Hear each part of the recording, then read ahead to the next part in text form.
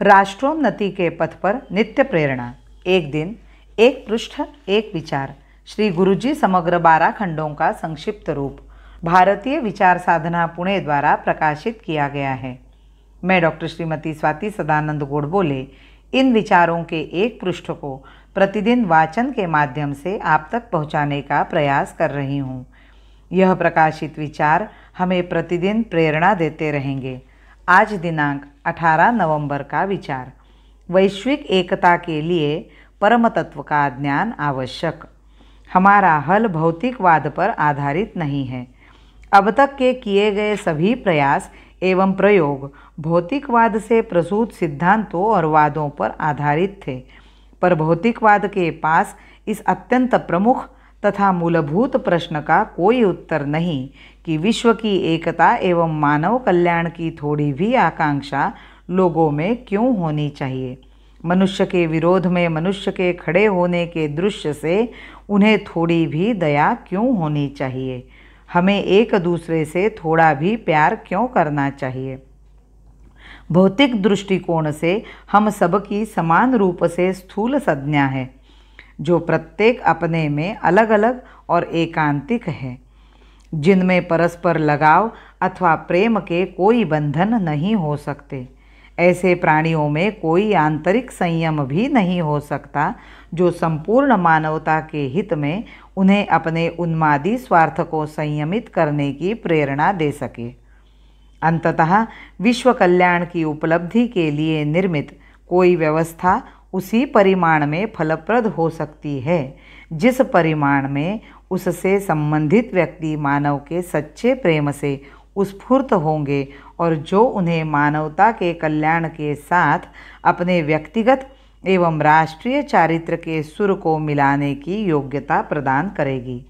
बिना इस परमश्रेष्ठ प्रेरणा के कोई भी योजना, उसका कितना ही उत्तम अभिप्राय क्यों न हो, सत्ता के मद में चूर राष्ट्रों को अपने अपने स्वार्थ संवर्धन के लिए एक और मोहक आवरण ही प्रस्तुत करेगी। वर्तमान समय तक इतिहास का यही निर्णय रहा है। अतः हमारे प्राचीन हिंदू दार्शनिकों ने अपनी दृष्टि को भौतिकवाद से उच्चतर तत्व की ओर मोड़ दिया था।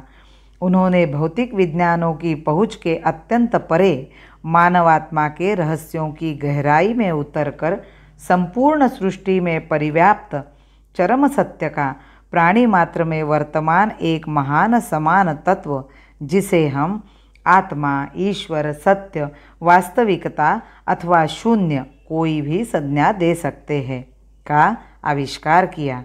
समय समय पर इस समान तत्व की होने वाली अनुभूति ही हमें दूसरों के सुख के लिए उद्यम करने की प्रेरणा प्रदान करती है। जो अहम मुझ में है वही दूसरे प्राणियों में भी होने के कारण वह मुझसे अपने सहचर जीवित प्राणियों के सुख दुख में उसी प्रकार प्रतिक्रिया करवाता है जिस प्रकार मैं अपनी निजी सुख दुख में करता हूँ।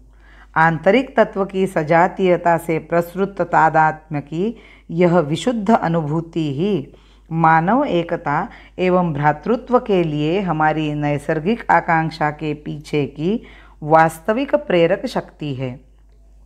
इस प्रकार यह स्पष्ट है कि विश्व की एकता तथा मानव कल्याण उसी सीमा तक अस्तित्व में लाया जा सकता है जहाँ तक मानव प्राणी इस समान आंतरिक बंधन की अनुभूति करता है।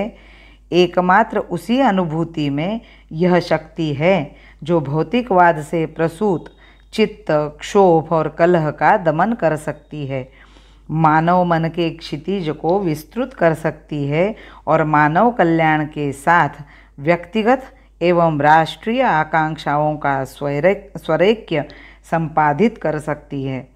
विश्वव्यापी सभ्यता हो सर्वहित का पात्र बन, विश्वव्यापी सभ्यता हो सर्वहित का पात्र बन, पूर्ण वैभव ले सतत ही, पूर्ण वैभव ले सतत ही, मातृपद युग वंदना, मातृपद युग वंदना।